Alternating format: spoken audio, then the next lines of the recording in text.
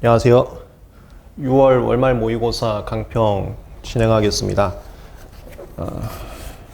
아직 통계가 나오지 않아서 강평은 많이 틀린 문제 위주로 진행을 하게 되는데 이번 6월달 같은 경우는 짝수번으로 풀어보겠습니다. 짝수번으로 2번 거저류 통지에 관한 설명으로 옳지 않은 것은 1번 심사관님은 이게 무슨 은는이가 조문특강에서 많이 얘기를 했었습니다. 기본 강의에서도 짚어드렸었고요.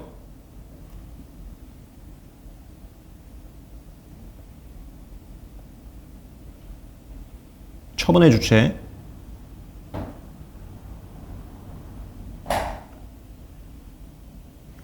이게 청장님, 심판원장님, 심판장님, 심사관님 이렇게 구분하면 되는데 심사관님이 처분의 주체로 나오는 사안은 대표적으로 조문특강에서 정리했었죠.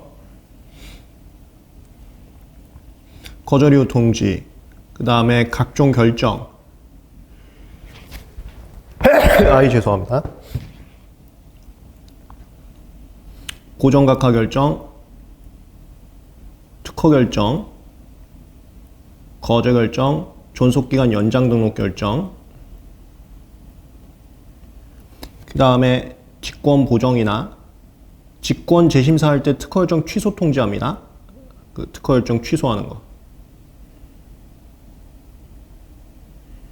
이게 대표적인 심사관님 처분의 주체. 지금 문제 같은 경우는 거저 결정하고자 할 때는 해서 요 내용이네요. 거저 결정. 그러니까 심사관님 은는이가 맞네요. 만약에 이 문제 나오는데 심판원장님은 거저 결정하고자 할 때에는 틀린 문제입니다. 이게 처분의 주체 문제 스타일입니다. 그 다음에 체크 포인트. 문제풀이 강의는 이런 식으로 진행됩니다. 월말 모의고사 강평에서 앞으로 진행된 문제풀이 강의 수업의 샘플들 참고하실 수 있어요. 이론 강의하고 좀 다른 특징이 있을 겁니다. 무슨 때, 무슨 면, 무슨 더라도, 무슨 경우, 이 전제 조건이라고 합니다. 전제 조건 읽자마자 어떤 문제가 출제될 것인지 예상이 되면은 공부 끝난 거예요. 그 예상이 될 정도로 조문과 판례의 지문을 숙지하시면 된다고 보시면 되겠습니다.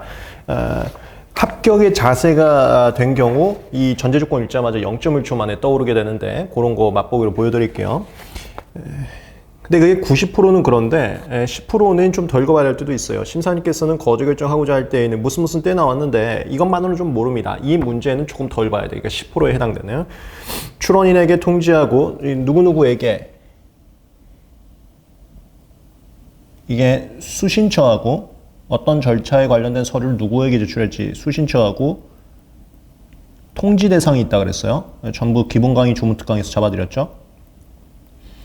특히 최근에는 통지 대상 쪽으로 시험 문제가 많이 출제가 되고 있는데 출원에게 통지하고 기관장에서 의견 제출 기회를 줘야 하지만 이게 거저류 통지입니다. 거저류 통지는 출원인에게 하면 됩니다. 많이 틀린 문제로 하는 게 문제풀이 강의에서는 제가 틀린 예상 지문도 잡아드립니다. 그래야 전제 조건 읽자마자 예측이 될 수 있기 때문에 그런데 만만한 게 발명자에게는 아무것도 통지하지 않습니다. 기간을 정해서 의견 제출 기회를 줘야 되지만 보정각하할 땐 그러하지 않은 0.1초죠.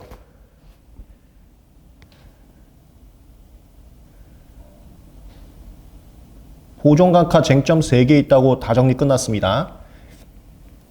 이미 조문특강까지 해서 다 외웠어요. 첫 번째 쟁점 사유, 두 번째 쟁점 예고 통지 유일하게 안 하고 단독 불복 안 됩니다. 거불심에서 거저 결정과 함께만 가능합니다.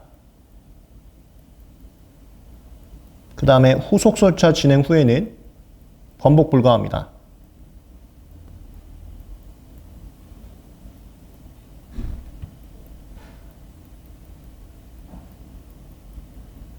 지금 문제가 여기였네요. 예고 통지하지 않는다. 네, 1번 지문 맞는 문제였습니다. 문제를 풀 때에는 제가 지금 체크 포인트 잡아드린 것처럼 이 부분들을 체크하셨어야 돼요. 하나의 지문이 3줄에서 5줄, 6줄까지도 나올 수 있는데 체크 포인트가 여러 군데일 수 있습니다. 그게 이제 문제풀이 강의에서 잡아드릴 거. 이런 걸 이제 문제 인식이라고 합니다. 이 체크 포인트가 틀리게 나올 수 있기 때문에 제대로 되는지 아닌지를 점검하는 인식 자체를 형성하는. 지금 문제 체크 포인트는 이렇게 있었어요. 그 다음에 2번 심상한님은 누구누구 은는이가 처분해 주체 체크 포인트 또 나왔네요. 최후 거주를 통지에 따른 보정에 따라 새로운 거주로 발생한 것으로 인정하면 무슨 몇 나왔는데 제일 끝에 줄 보면 보정 각하 결정은 심사한 처분해 주체 일단 맞습니다. 처분해 주체는 심상한님 맞고요. 그 다음에 최후 거주를 통지에 따른 보정에 따라 새로운 거주로 발생한 것으로 인정하면 무슨 면 전제 조건이 게임 끝났다. 얘는 보정 각하 사유네요. 사유는 기본적으로 이거 2번 문제인데 그냥 여기다 필기하겠습니다. 최후나 재심사라는 단어가 나와야 됩니다. 최후나 재심사라는 단어가 나오지 않으면 보정각하해야 된다. 바로 0.1초 만에 틀린 문제예요. 이거 나오면서 신규사항 추가, 감잘명 빼박 아닌 거, 새로운 거주로 발생한 경우. 근데 새로운 거주로 발생했을 때 청구항 삭제는 예외. 청구항 삭제에 따라서 새로운 거주로 발생한 경우는 예외. 이렇게 1, 2, 3단계 있습니다. 이것도 조문 특강 통해서 다 외웠었습니다. 지금이 최후 나왔고, 그 다음에 청구항 삭제 보정 제외, 청구항 삭제 보정 예외 이것까지 나왔고, 새로운 거주로 발생 51조 1항이죠. 이거 다 만족됐네요. 최후 청구항 삭제 예외 51조 1항. 출원인에게 의견서 제출할 수 있는 기회를 줄 필요 없이, 이게 이겁니다. 출원서에게 의견서를 제출할 기회를 필요 없이가 예고 통지 안 한다는 소리예요. 예고 통지 안 한다. 결정으로 보정을 각하해야 된다. 1번 지문과 2번 지문이 어떻게 보면 비슷한 내용이었습니다. 예고 통지하지 않는다. 다음 3번 거주를 통지 받기 전 0.1초. 이런 문제 스타일 굉장히 많이 나옵니다. 이거 공식 기억나세요? 공식 지금 다 외웠어야 됩니다. 자진 보정, 최초 거주를 통지, 최후 거주를 통지, 거주 결정이나 특허 결정 받고 나서 재심사 청구 시, 신규사항 추가했을 때, 감잘면 빼박이 아닌 경우, 특히나 뭐 청구 범위 변경이나 확장했을 때, 그 다음에 보정을 2회 이상 했을 때, 신규사항 추가하면은 보정 승인하고, 최초 거통, 다 외웠어야 돼요, 지금. 최초에서는 승인하고, 최후 고통. 최후나 재심사에서는 각하하고, 각하하면 거의 90% 거주 결정 나옵니다. 4.3항 같은 경우는 승인하고 거주로 해당되지 않습니다. 최초도 승인하고 그냥 넘어가는 거고요. 최후는 각하하고, 각하하면 웬만하면 거주 결정 나옵니다. 2회 이상 했을 때 각각 유효. 최초나 최후 했을 때는 마지막 것만 유효.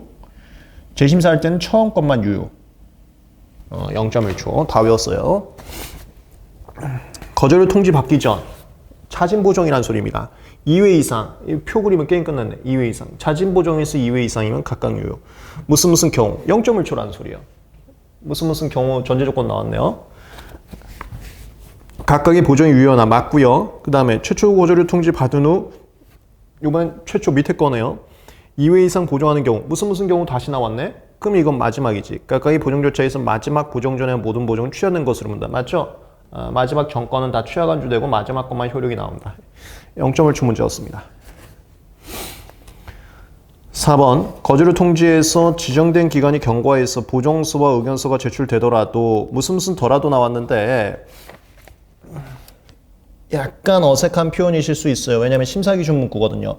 심사기준은 11월 말에 다시 정리해 드릴 겁니다만 지금도 풀 수는 있습니다. 논리적으로. 근데 문장 자체가 어색했을 겁니다. 주문과 판례에 등장하지 않고 심사기준 문구였기 때문에 그래요.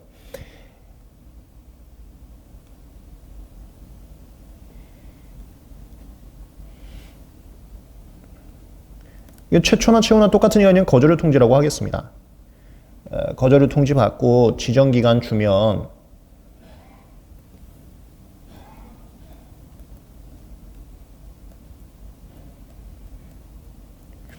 이 안에 보정할 수 있어요. 보정기간이죠. 최초나 최후 받으면 지정기간 안에만 보정할 수 있잖아요. 기간 경과에서 보정 절차 밟으면 그게 요구되는 서면이 보정서 아닙니까? 보정 절차 주체기간 서면도 다 외웠죠? 주체 출원인, 기간이 저 기간, 서면이 보정서 이거 다 외웠습니다. 기간 경과에서 보정서 제출하면 얘 반려됩니다. 반려사유예요. 근데 얘는 이제 심사 기준입니다. 기간 지나서 의견서를 내는 거는 네, 그냥 이 보정서라고 쓸게요. 의견서 내는 거는 이거 실무적으로 그냥 받아줍니다. 얘가 심사 기준 문구예요. 얘는 처음 들어봤을 겁니다. 다만 문제를 지금도 푸실 수 있다는 게 보정은 보정기간 다 외웠거든요. 거절 통지받은 거절 통지된 지정기간입니다. 의견서는 그 기간 외우신 거 없잖아요. 주체기간 서면에서 기간 외우신 거 없지 않습니까? 의견서는 갖다 버리고 보정은 일단 주체기간 서면에서 기간 외웠다 이 말입니다. 기간 경과했기 때문에 기간 경과하면 반려사유거든요. 이걸로 그냥 문제 푸는 거예요. 다시 읽어보면 4번. 기간 경과에서 의견서 제출은 공부를 못 하셨다고요. 그럼 그거는 세모 표시해 놓고 이런 것들은 마지막에 11월 말에 심사기준 정리 강의에서 잡아 드릴 겁니다. 지금부터 공부하면 헷갈리기 때문에 나중에 잡으시면 돼요. 얘는 세모하고 보정서 제출 이것만 보시라고. 보정서 제출 되더라도 무슨 더라도 나왔죠. 게임 끝났다고 0.1초. 의견서는 모르겠지만 보정서는 기간 경과하면 반려거든요. 등록 또는 거저 결정 전 모두 수리 아니라고. 반려라고. 기간 경과는 반려사유이기 때문에.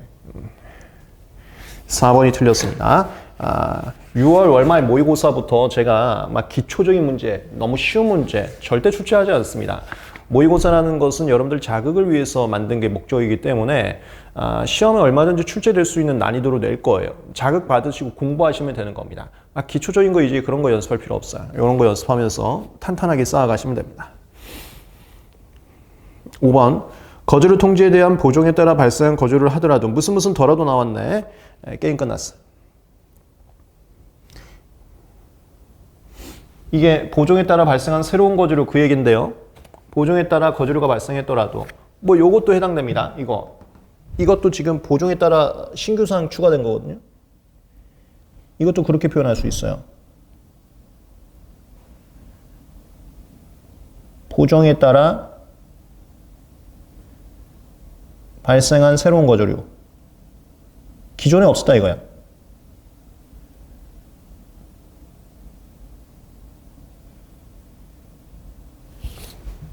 (51조 1항하고) (40조 2항하고) 둘 다 보정에 따라 발생한 새로운 거절에 해당하거든요. 그게 있더라도 최후 거절을 통지로 하지 않는 경우가 있다. 이 표 외우면 끝나는 거지. 자진 보정에서 보정에 따라 발생한 새로운 거절가 있더라도 최초 거절을 통지하는 경우 있지 않습니까? 이거. 이 표로서 다 외우면은 다 해결됩니다. 최초 받았을 때 보정에 따라 발생한 거절은 최후고요. 이 최후했을 때 보정에 따라 발생한 거절은 거저 결정입니다. 재심사 때도 보정에 따라 발생한 거저 결정이고요. 최후가 아닌 경우도 있다. 지금 재심사는 상관없고 거절을 통지니까. 얘나 얘네요. 거절 통지니까. 얘나 얘인데 최후가 아닌 경우도 있다. 거저 결정인 경우도 있죠. 이거네 이거. 거저 결정인 경우도 있습니다.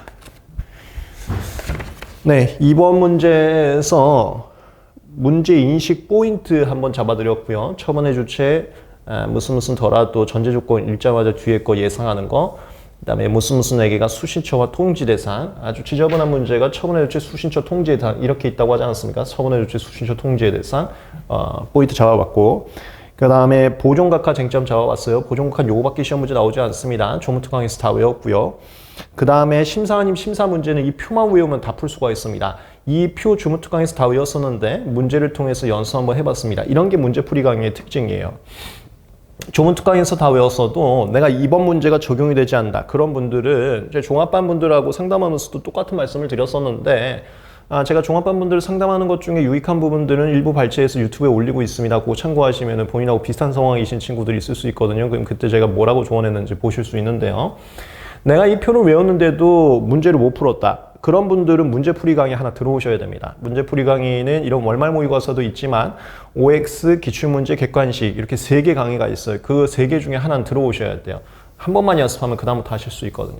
그 다음에 요거는 심사기준 문제로서 요걸로 충분히 풀 수 있는데 요 문구가 처음 보셨을 겁니다. 이런 것들은 지금 걱정하지 말고요. 지금은 중요한 거 먼저 해야 되니까 나중에 11월 말에 심사기준 정리강에서 잠깐 잡아드릴 겁니다. 그러면 11월 말 정도 되면 실력이 형성되어 있기 때문에 금방 정리하실 수가 있어요. 앞으로의 공부 방법까지 같이 말씀드렸습니다. 2번 문제였습니다. 그 다음에 4번도 보존각하니까 뭐 빠르게 한번 볼까요? 4번 51조에 관한 설명을 옳지 않은 것은 1번 51조이랑 본문에 보면 제가 말씀드렸죠. 그 조문 번호로 나올 수도 있었는데 그렇다고 조문 번호 하나하나 외울 필요는 없고 유명한 조문들은 익숙하게만 잡아두시면 됩니다. 51조 유명한 조문이죠. 보존각하. 심상아님은 이거 처음에 주 또 나왔네. 맨 마지막에 보면 보존각하. 처음에 주 보존각하 심상아님 맞고요. 보존각하는 처음에 주 심상아님 맞고. 청광을 삭제하는 보종을 제외하고 이거 또 나온다. 보존각하 사유 문제네요. 보존각하는 1, 2, 3 중에 문제가 나옵니다. 쫄지 마세요. 이거밖에 없습니다. 지금 이거 사유 문제네. 그럼 또 해보면 청광 삭제 보종 제외하고 이 조건 오케이 됐고 4조이랑 2호, 3호에 따른 보정. 이게 이 조건입니다. 2호가 최후고 3호가 재심사요. 이 조건 됐고 조문 번호까지 나옵니다. 2호, 3호까지는 숙지를 좀 해주셔야 돼요. 2호, 3호 외우려고 하실 필요는 없고 계속 보다 보면 숙지는 될 겁니다. 2호가 최후고 3호가 재심사 청구시입니다. 이거 됐고 보정이 보종에 따라 새로운 거주로 발생한 이거네. 51조 1항. 보정이 보종에 따라 새로운 거주로 발생한 거 인정하면 무슨 면 나왔다. 전제권 게임 끝. 이거 보종각하라는 소리잖아요. 그 보종을 각하해야 된다. 맞았습니다. 요거 딱 3줄 정리한 걸로 0.1초 만에 풀 수 있었던 문제고 2번 51조 1항 본문에 새로운 거주로가 발생한 것이란 이건거든요. 51조 1항 해당 보종으로 인해 이전에 없었던 거주로가 새롭게 발생한 경우 이거 그냥 51조 1항의 의미 자체를 얘기했네요. 0.1초죠. 맞습니다. 3번 보종과 결정은 독립해서 불복할 수 없으나 0.1초 단독 불복 안 됩니다. 거저결정 불복심만 청구하면서 거기서 다툴 수는 있다. 맞습니다. 거저결정과 함께는 가능하고요. 0.1초. 4번 직권 재심사하는 경우 무슨 경우 나오는데 직권 재심사는 문제 나올 게 정해져 있습니다. 이 조문특강에서 다 정리했죠. 4번 다음 페이지 해볼까요? 4번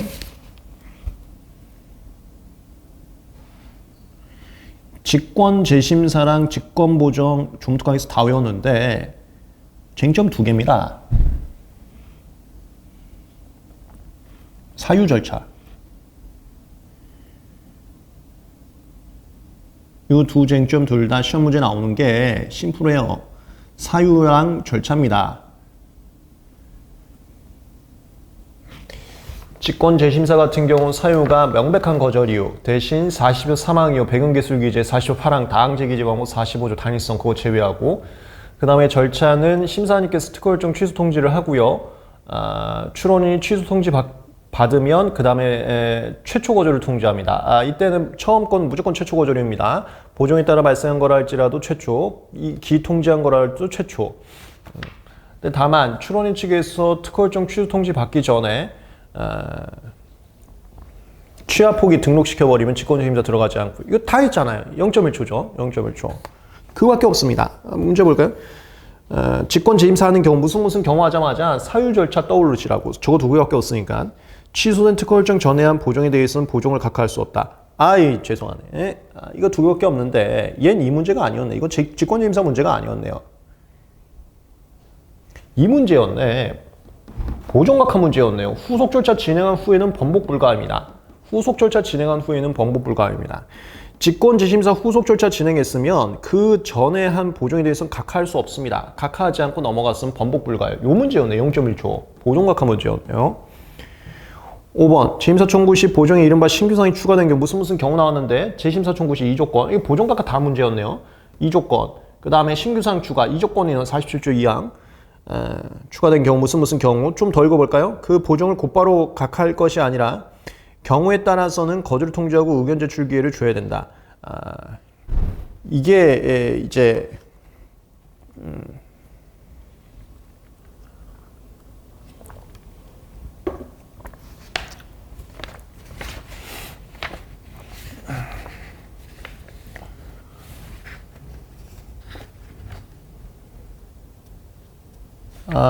이게 재임사 청구 시에 신규 사항 추가하면 이게 청구항 삭제하고 상관이 없어. 청구항 삭제 51조 1항에만 해당되는 영역이죠.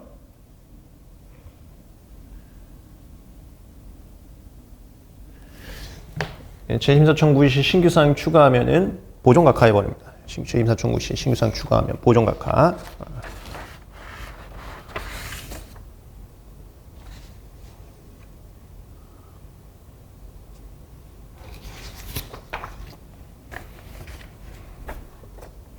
네. 그냥 단순하게 요 조건이었으면 요거하고 조건 다 만족됐기 때문에 보존 각하한다. 그리고 이 표를 보더라도 풀 수 있고요. 재심사 청구 시에 신규 사항을 추가하면 각하 플러스 웬만하면 거저 결정. 요 라인하고 똑같네요. 이렇게.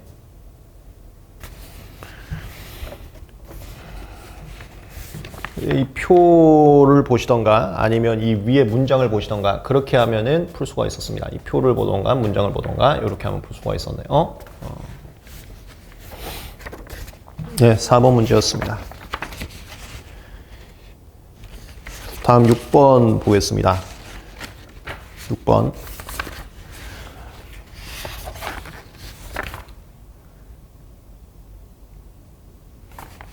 이거 지워버릴까요? 4번은 직권재임사 문제가 아니었었네요. 지워버리겠습니다.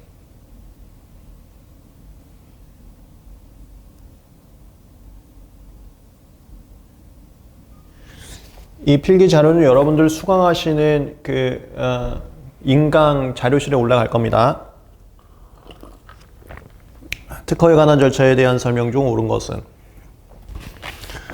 1번 미성년자 피한자 후견인은 독립해서 법률을 할 수 있는 경우 무슨 경우 나왔다. 이거 저 조문특강에서 잡아드렸기 때문에 0.1초 만에 푸셨어야 돼요. 피성년 후견인은 어떤 경우에도 법정 대리인이 필요한데 미성년자 피한자 후견인은 독립해서 법률을 할 수 있는 경우에는 단독으로 진행을 할 수가 있습니다. 법정 대리인을 의하지 아니하면 절차를 밟을 수 없다. 틀렸네요. 이거 조문특강에서 0.1초 만에 했었죠.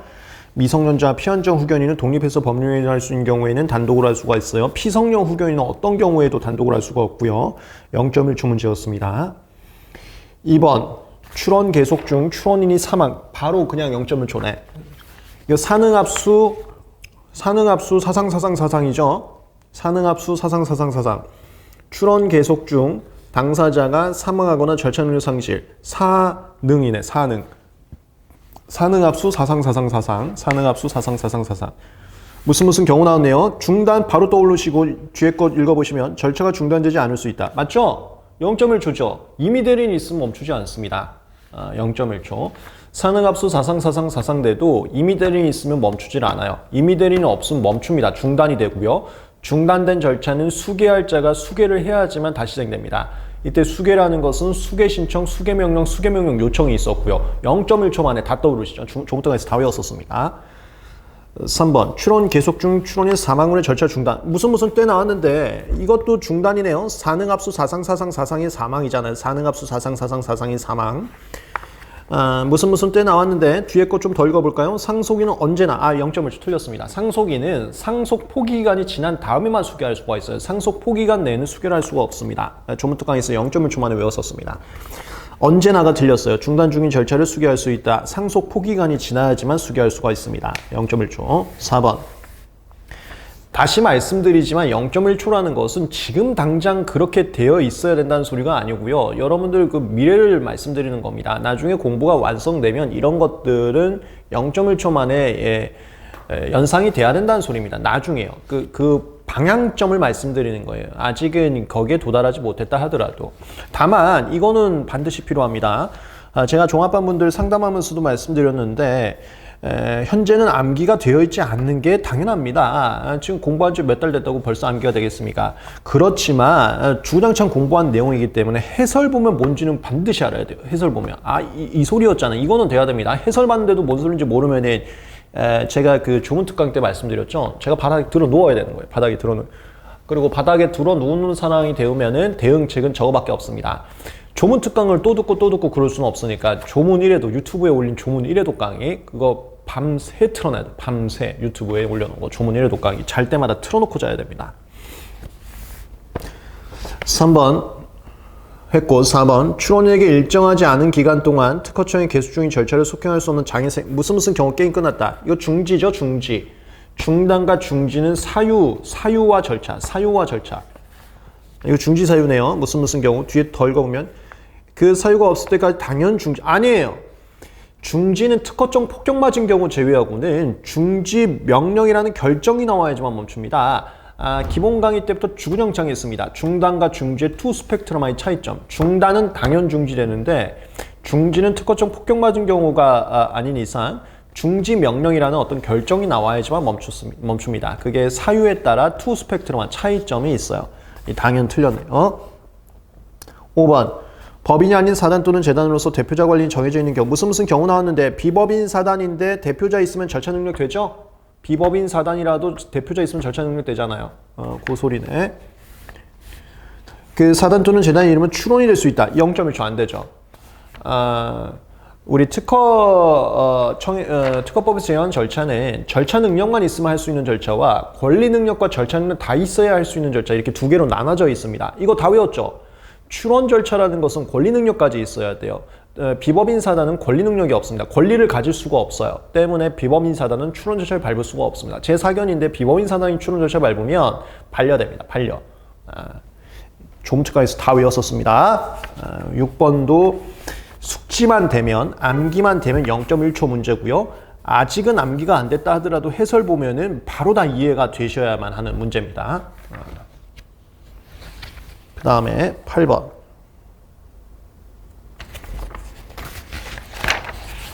실용신안 문제. 실용신안은 특허와 실용신안 차이점만 외우시고 그 외에는 특허법하고 똑같다고 생각하시면 되는데요. 이거 8번 아마 제가 좀 특이하게 문제 냈을 텐데 아니네. 특이한 게 아니네. 4번이니까 3개 틀리게 해놨군요. 3개 틀리게 해놨네. 첫 번째 동그라미. 실용신안은 심사청구 있을 때만 심사하며 이거 배운 적 없죠? 특허하고 똑같습니다. 특허하고 똑같이 심사청구 있을 때만 심사합니다. 우리가 배운 거는 특허와 실용신안 차이점만 배웠어요. 그것만 외우시면 됩니다. 우리가 외운 것 중에 이거 없었습니다. 특허 문제라고 생각하시면 되는 거예요. 실용신안 출원의 심사청구는 취할 수 없다. 이거 배운 적 없죠? 특허하고 똑같습니다. 그러니까 특허라고 생각하고 푸시면 된다고요. 차이점이 아니기 때문에. 취하불가 사유 0.1초 만에 조문특강에서 다 외웠습니다. 심사청구, 재심사청구, 취하불가, 심사청구, 재심사청구, 취하불가. 조문특강에서 파트 1 맨 마지막에 법률에 따라 취하되는 거, 취하 시기 제한에 있는 거 0.1초 만에 다 외웠었습니다. 두 번째, 실용신안 존속기간은 이거 배웠다. 특허는 20년, 실용신안 10년. 이건 배운 거예요. 설정 등록한 날부터 우선일 후, 이거 바로 0.1초. 조문특강에서 말씀드렸지만 10년, 3개월, 30일 이거의 시작점 있죠. 시작점을 틀리게 해서 하는 문제. 이걸 기산점이라고 하거든요. 어떤 기간의 시작점을 기산점이라는 기산점 장난치기 문제입니다. 이거 출원일부터 10년이에요. 출원일부터 10년. 우선일부터 10년 아닙니다. 우선일부터 뭐, 출원일부터 뭐, 등록 공고부터 뭐, 등록부터 뭐 이런 거. 요거 구분하기 문제였는데 기억나시나요? 조문특강에서 출원일부터 뭐, 우선일부터 뭐가 많이 좀 헷갈립니다. 그래서 출원일부터 뭐를 정확하게 외워두시라. 대표적인 게 심공존재 우등보, 심공존재 우등보, 심사청구, 공제주장 증명서류 제출, 존속기간, 방금이 존속기간이에요. 재정 청구할 때 출원서 4년 지나야 되거든요. 재정 청구, 심공존재 우가 국내 우주했을 때 선출은 취하시죠. 등이 등록 지원에 출원부터 4년 지나야죠. 보가 특허결정 보류 신청, 심공존재 우등보가 대표적으로 출부터 뭐하는 날짜들입니다. 틀렸고요. 두 번째 거. 세 번째 거. 출원인 아닌 자가 제3자네요. 심사청구 게임 끝났어. 우리 조문특강에서 제3자 심사청구를 PCT에 대한 제3자 심사청구, 그냥 출원에 대한 제3자 심사청구 주구장창 그림 그리면서 했습니다. 0.1초 만에 이제 다 구분하실 수 있어야 돼요. 제3자 심사청구한 후 출원서에 첨부한 명서서 보정해서 청구에 적는 청구항의 수가 증가 무슨 경우 나온 게임 끝났다. 이거 배운 적 없습니다. 특허하고 똑같은 내용이라는 거죠. 얘 뭐죠? 얘 쟁점 두 개잖아요. 제3자가 심사 청구한 다음에 출원인이 청구항 수 증가한 경우에는 심사 청구를 출원이 내야 되고요. 이거 만약에 내지 않으면 보정 절차가 무효로 된다. 두 개. 그거밖에 안 나와요. 무슨 경우 하자마자 그 둘 중에 하나 0.1초 만에 떠올리셔야 됩니다. 증가한 청구항에 관해서 내야 할 심사 청구료는 출원이네. 맞죠? 0.1초 문제입니다. 굉장히 많이 외웠었어요. 네 번째, 실홍신안권 또는 전유시권 침해죄는 친고죄이며 이거 특허하고 똑같습니다. 특허나 실홍신안이나 침해죄, 전용실시권 침해죄도 마찬가지예요. 비친고죄입니다. 비친고죄. 정신 나간 소리네. 반의사불벌죄예요. 반의사불벌죄. 0.1초 만에 틀렸어요. 특허나 실홍신안이나 반의사불벌죄입니다. 반의사불벌죄입니다. 실홍신안 전용실권 침해 행위를 조성한 물품 또는 그 침해 행위로 생긴 물품은 몰수하거나 피해자 청구에 따라서 피해자에 교부할 것을 선고해야 된다. 이 앞에 거 반의사불벌죄 틀렸고요. 뒤에 거는 몰수한 다음에 피해자 청구가 있으면은 교부하죠. 마지막 건 실홍신안 출원은 외고 임시명세서 출원할 수 없다. 이거 배운 적 없습니다. 그럼 특허하고 똑같다는 소리예요. 특허하고 똑같이 실홍신안도 외고나 임시명세서 할 수가 있습니다. 실홍신안 문제 푸는 센스 한번 연습을 해봤습니다. 우리가 배웠던 거, 우리가 숙제했던 거 쟁점이면은 거기에 맞춰서 푸시면 되고 그거 이외에는 특허하고 똑같기 때문에 그냥 특허법 문제 풀듯이 풀면 된다. 나중에 기출문제 풀이 강의에서 제가 보여드릴 건데 어떤 해는 실홍신안만의 특유 쟁점이 한 문제도 안 나오고 특허법과 공통된 문제로만 지문이 5개 구성된 적도 있었어요. 그럼 그거는 실홍신안하고 돼 있지만 그냥 특허법 문제 풀듯이 풀면 되는 문제도 있었습니다. 실홍신안은 그렇게 푸는 겁니다. 10번만 보고 잠깐 끊었다 하겠습니다. 10번. 특허법상 부족한 출원 서류 등의 반려에 관한 설명을 옳지 않은 것은 1번. 반려 처분 시에는 특별한 경우를 제외하고는 반려 취지, 반려유, 소명기간을 적은 서면을 출원인 등에게 송부하여야 한다. 예, 맞습니다. 이거 특별한 경우라는 게 시행규칙 보시면은 아주 지엽적인 내용이 있는데 뭐 거기까지는 시험 문제 나오진 않을 것 같아요. 제가 쪽지 시험, 기본 강의 쪽지 시험 할 때도 빈칸을 안 뚫어놨었고요. 네, 뭐 자세하게는 보시지 않아도 괜찮습니다. 뭐 궁금하신 분들은 그 시행규칙 반려사유 중에 하나 뭐 좀 보시면 돼요. 제가 해설에는 써놨나요? 해설에도 아니. 시행규칙 11조 2항 들어가시면 특별한 경우가 어떤 상황인지 좀 써 있습니다. 이미 뭐 반려유 통지한 거나 비슷한 경우에는 또 통지할 필요 없는 그런 게 있거든요. 예. 그 다음에 2번. 반려하겠다는 취지의 서면을 송부하는 출원이 소명하고자 하는 경우는 여러분들 그 소명서하고 의견서가 있는데 소명서나 의견서는 그 소리가 그 소리니까 너무 구분할 필요 없어요. 스트레스 하지 마시고요. 이게 무슨 경우 나왔는데 그냥 의견 제출해서 반박하고자 하는 경우입니다. 소명하고자 하는 반박한다는 거예요. 반박한다. 소명기간 내 소명서를 소명 없이 출원 서류를 소명기간에 반려받고자 하는 경우에는 반려요청서를 이거 0.1초 맞네요. 특허청장 또는 심판원장에게 이것도 맞죠. 누구누구에게 제출해야 된다. 지금 이거 절차 총칙 문제로서 출원 절차인지 심판 절차인지 주지를 않았기 때문에 청장님, 심판원장님 다 써놓은 겁니다. 3번 청장님이나 심판원장님이 누구누구 은는이가 처분해 주셨는데요. 한 반려처분. 반려처분은 청장님이나 심판원장님 하는 거 맞고요.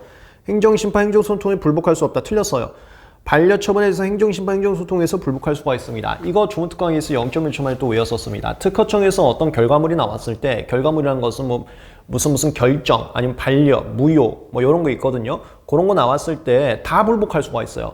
근데 불복할 수 있는 기관이 다릅니다. 일반적인 사건 같은 경우 행정심판, 행정소송을 불복하고 특수 전문 사건 같은 경우는 특허심판원이나 특허법원 가야 돼요. 그 라인들 일반 사건은 행정심판, 행정소송, 특수 전문 사건은 뭐 심판원이나 특허법원 가는 거. 요 어디 가서 불복할지 불복은 다 할 수 있는데 아무데나 가서 불복할 수가 없어요. 특수 전문 사건은 아무데서나 담당할 수 없기 때문에 그거 구분해서 외우는 거 다 외웠죠. 조문특강에서. 얘는 일반 사건이기 때문에 행정심판, 행정소송 가서 불복하는 겁니다. 4번 소명기간 중 출원인 등은 이거 등이라는 게 출원인 말고 그냥 각종 절차 다 포함한 겁니다. 심판 청구인도 포함되고 정보 제공인도 포함되고 그래서 등이라고 표현한 거예요. 반려유 통지에 대한 소미나 의견을 제출할 수 있으나 소명하고 의견하고 그 소리가 그 소리입니다. 반려유 극복하기 보정서 제출 0.1초. 얘가 보정명령하고 반려유 통지의 투 스펙트럼한 가장 큰 차이점이었죠. 보정명령은 보정, 수정할 수가 있어요. 반려유 통지는 수정할 수가 없습니다. 제일 큰 차이점이었습니다. 5번 반려된 경우 무슨 경우 나왔는데 좀 더 읽어봐야 돼. 반려된 경우에 관련된 사항이 많거든요. 좀 더 읽어봐야 돼 이거는. 선언지를 가질 수 없고 이거 심사기준 문구입니다. 이런 거 11월 말에 할 건데요. 선언지라는 것은 출원하고 나서 무효취합포기 거주결정정 기가신결확정 되면 소멸된다 그랬어요. 소급 소멸된다 그랬어요. 거기 반려는 안 써 있죠. 근데 반려는 출원 절차가 시작도 안 된 겁니다. 출원 절차가 시작도 안 되면 선언지가 나오지도 않아요. 출원 절차를 해야 선언지가 나오는 건데 반려라는 건 시작도 안 됐기 때문에 나오지도 않습니다. 근데 출원 절차를 하고 나서 나중에 출원 절차가 끝나버려요. 무효취합포기 거주결정확정 기가신결확정돼요. 그러면 나왔다가 처음부터 없던 것으로 되는 거고요. 반려는 출원 절차 시작도 안 됐기 때문에 선언지가 아예 나오지도 않습니다. 얘는 심사기준 문구인데 연상을 하시면은 도출될 수 있는 그런 문장이었어요. 그다음에 조약우주의 기초가 될 수 없다. 이거는 조금 하실 수 있어야 됩니다. 조약우주는 정규성, 최선성, 특허 실용 신안 등 이 기초 출원 조건이 있어요. 조건 다 외웠죠. 0.1초 만에. 거기서 정규성이라는 게 반려가 안 됐을 것을 의미합니다. 반려가 안 됐을 것. 반려가 되면 정규성이 없어요. 정규성이 없으면 조약우주 기초가 될 수가 없습니다. 이거는 많이 했었죠. 5번 문장 같은 게 심사기준 문장이고요. 나중에 이 문장 자체를 11월 말에 정리해 드릴 건데 지금도 연상을 통해서 풀 수는 있습니다. 어색하지만 풀 수는 있어요. 해설 보고 뭔 소리인지는 꼭 알아야 됩니다.